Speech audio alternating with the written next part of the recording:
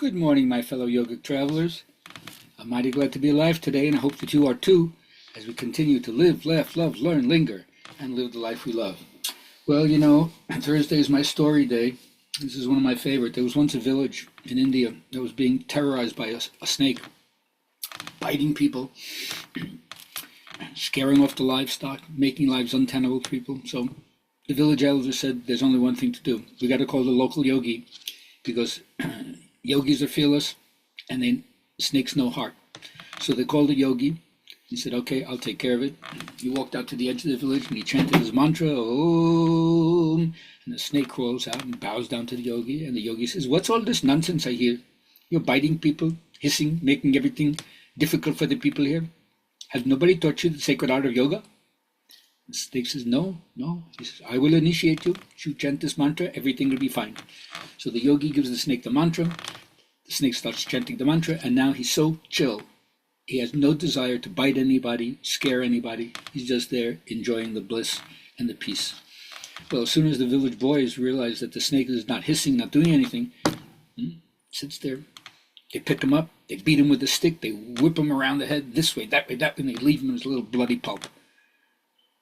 The yogi comes back a couple of weeks later, check on him, chants the mantra at the edge of the woods. Om. The snake crawls out. He's bandaged. He got a crutch on. He says, what happened to you? You look terrible. He says, well, you gave me the mantra, and ever since I chanted the mantra, all desire to hurt people left me.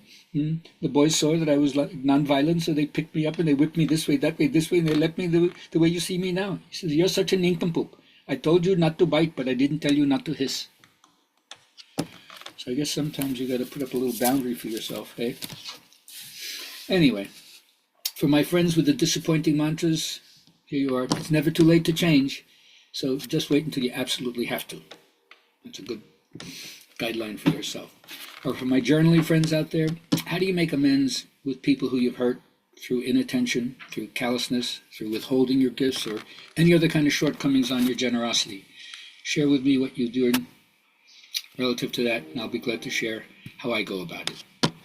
Now, my mythological teachers have always led me to the path where I see that things are not so simple as we have been led to believe. Everyone wants to buy into an over-concise presentation, but the only way that you figure some of these things out is by dint of years of fierce practice and discipline, so that you remember and don't forget what they're telling you you're supposed to grasp onto and not let go of. Now, verbal is not enough. I love talking, you know that, but it only satisfies one aspect of what we might need to hear to motivate us to get into action. So don't presume that you're going to receive some kind of celestial intelligence or confirmation with the frailty of and limitation of verbal communication. My teacher would say, continue your practice, and through direct physical means, when you complete the pose and you're relaxed in the pose, you become one with body-mind, which is the same as becoming one with spirit. And then always, every day, take some time to be quiet, to sit down, to reflect. Slow down the fickleness of the part of the mind that jumps back and forth like a drunken monkey stung by a bee and haunted by a ghost. You realize you're not that extraordinary a mental acrobat to keep jumping back and forth. Mindfulness means one single shot at a time. It's not just the act that you're doing, it's the experience of it and the awareness of it simultaneously with no other implications, just the awareness of that, one thing at a time. Not like a cat outside a mouse hole, perched there waiting for something to happen. No implications other than just watch. And don't be overly watching the watcher. Watch. And if you can do that, you might be able to reclaim, if you've lost it, some of the joy of your inner child. And children, as far as I'm concerned, all over the world have very, very simple agenda. See me, appreciate me, love me. And if you need to be seen, if you need to be appreciated, or you need to be loved, contact me. I'll be glad to see the light in you and reflect it back to you till you believe it. Now, we started off by talking about the importance of not letting go of your anger, but drawing boundaries. Don't hurt other people. But my Native American teachers have always said you have to honor the rage that's inside as well. And part of it means honor your life today instead of holding any resentment for how it was yesterday. That's your inner rage against wishing things were different. So every time I surrender every bit of my resentment, I trust that new life will always grow.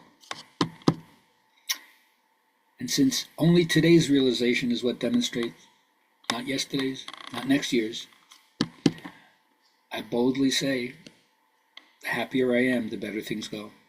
So that's my job, to find my ways to get back to that place and then share that with the world. And so I hope that you all learn to articulate your own goals that support your vision and substantiate those claims so that you own the future by action. Have a great day.